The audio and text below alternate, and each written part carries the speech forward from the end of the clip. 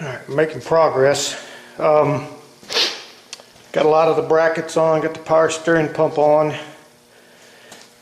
This is not the alternator that was on it. The alternator that was on it had a bad bearing. I mean, you could actually grab it and wobble it back and forth. It's actually up there on the counter. I had a new brush set that I'd bought for something else that I stuck in this one. This one here is actually off another engine I had. So we went ahead and used that alternator. Let's just hope it charges. I temporarily put the intake manifold on to see how I'm going to have to do the vacuum hoses. The OEM manifold, which is the little bitty port manifold, you can see that big elbow right there, is for this pipe here. Well, this one is half that size, and it's not an elbow. I even thought about drilling this out and tapping that new fitting in, and I thought, nah. I'll use this elbow, and I'll find a vacuum adapter to go from this size to that size and hook these two together. I'll have to chop it back a little bit, but this fitting here is obviously, whoops, I should point the camera where I'm working. This fitting here is obviously the wrong size here, so I'm going to have to figure out something here. That's the problem when you change.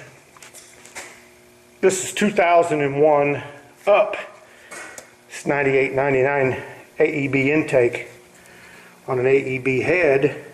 Whoops, on an AEB head on a late model block. A lot of things don't fit. You have to make things fit. Like I said, I had to find the right bracket.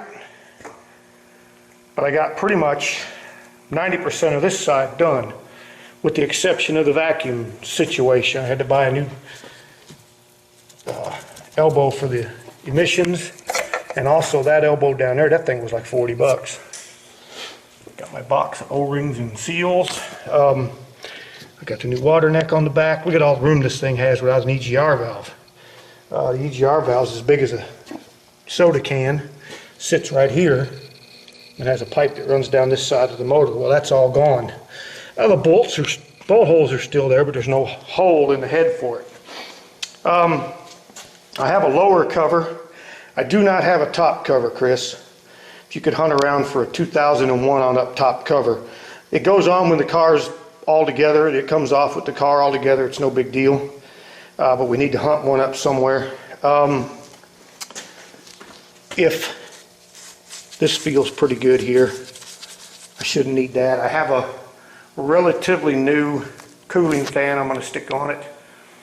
Actually, I may even use that cooling fan off that motor he brought me because it looks pretty new. I got to put the manifold and the turbo on yet, but like I said, I was just putting this on to see what I needed to do vacuum line wise. Then I will take this back off. This is actually, if you notice, this one here has a cable provision because this one had a throttle body that ran off a cable. This intake doesn't because it's fly-by-wire. So what you do is you just put these bolts back in them, because one of them is a through bolt. It actually goes into the intake. So if you leave these bolts out, the thing's going to run like crap. You actually need to use an AEB fuel rail, because 2001 on up fuel rail won't work. And I'll tell you why. It's because of these. See the size of these? You can't get your finger in there. These are for the 25-pound injectors, Bosch injectors. See the size of these? I can stick my whole finger almost in there. If you stick the Bosch style injectors in here, they'll leak. So those are the style injectors. Also, I think I have one up here. Okay. They just fall in the hole. So you have to use a Bosch style injector, which I have. And I have a fuel rail. This isn't the fuel rail. This is the fuel rail that's got to come off. But other than that, we're getting there. Starter's on. It's right there, bolted up. Everything's hooked up as far as the wiring for all the sensors is back where it's supposed to be. They're all clipped in their little brackets. This is for the water bottle sensor. This is for the headlights. This is for the throttle body and the air intake. And then this one hanging down here plugs into the sensor on the bottom of the cooling hose. Turn the cooling fans on. And, whoops, actually this one here is a boost sensor. This one's your air conditioning, which will hook up to the, there's a wiring harness that actually comes here. This is your headlight here, by the way. There's a wiring harness that will actually come right here, hooked to the fan shroud, or the header panel, and it'll have all the wiring for the cooling fans and the AC compressor. It'll have a wire in it that'll plug in there to that green wire there, and it actually comes through here and plugs in here. Prop rod for the hood. The wiring for that is in the hood or the core support. And other than that, we're close. I don't know if I'll have this started tomorrow or not, because I got to go hunt these vacuum pieces down, and I got a doctor's appointment. So actually I've been trying to hunt these down. You cannot buy these off the internet. They actually screw out. Hold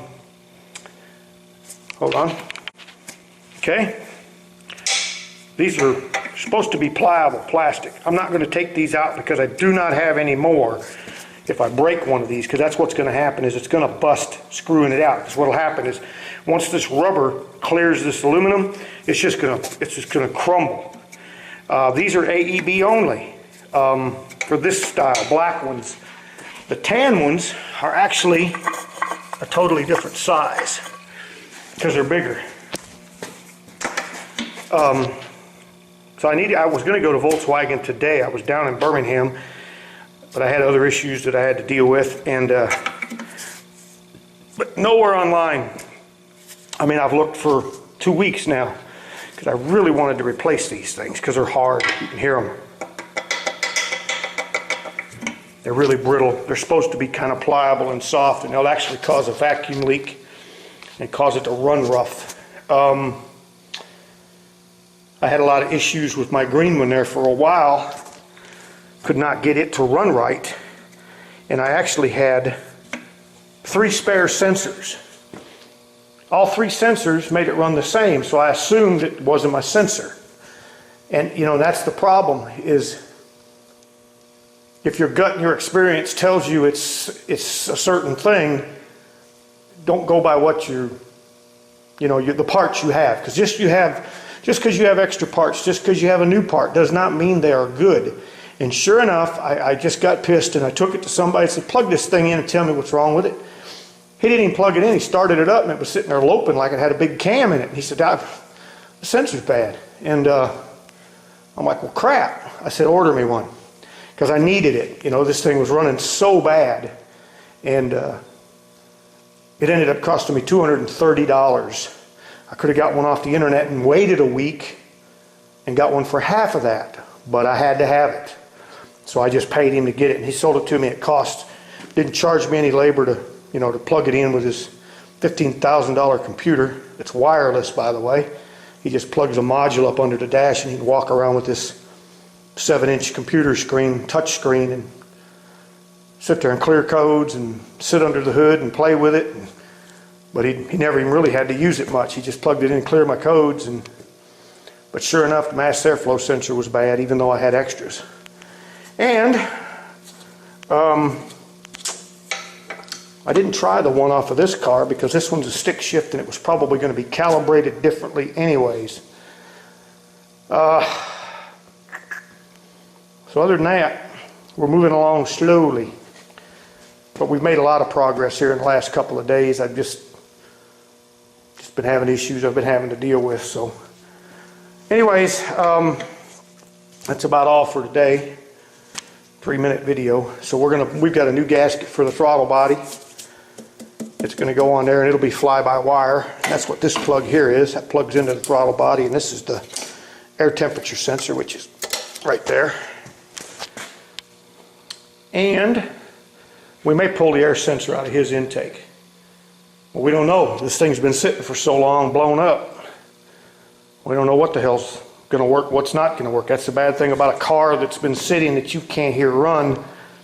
You don't know what issues it had before it blew up. So anyways, I got to put some Loctite on the crank pulley down here, hammer that thing in, spin the motor over by hand 3 or 4 times, and I'm going to put the stainless steel feed line for the turbo over to there. Not going to put the turbo on, but I'm going to crank the motor over with oil in it until I get oil out of that feed line. And that'll mean that the housing's filled, the oil filter's filled, the oil pump's filled, and it's actually pumping oil through the engine. Then I'll put the turbo on.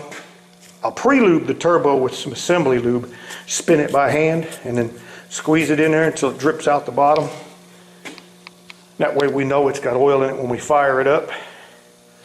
And then before I even put the front of this car together, I'm going to stick a hose pipe in the top radiator hose, and let it just blast water everywhere, and then I'll start it up with the whole front of this car off. And you know, just to make sure everything's running okay, so I don't have to take anything back apart, make sure I don't have no idler bearings bad, or you know, if something like this is bad, see, that's bad. Listen to that thing. So I'll have to get one off of there's one in this box here, and I know there's 2 outside in the other box, so I've got plenty of those. That's just got a roller skate bearing in it, and like I said, that one's nice and stiff, so it don't sound all growly, and all the others are new. And then we will let you know what happens.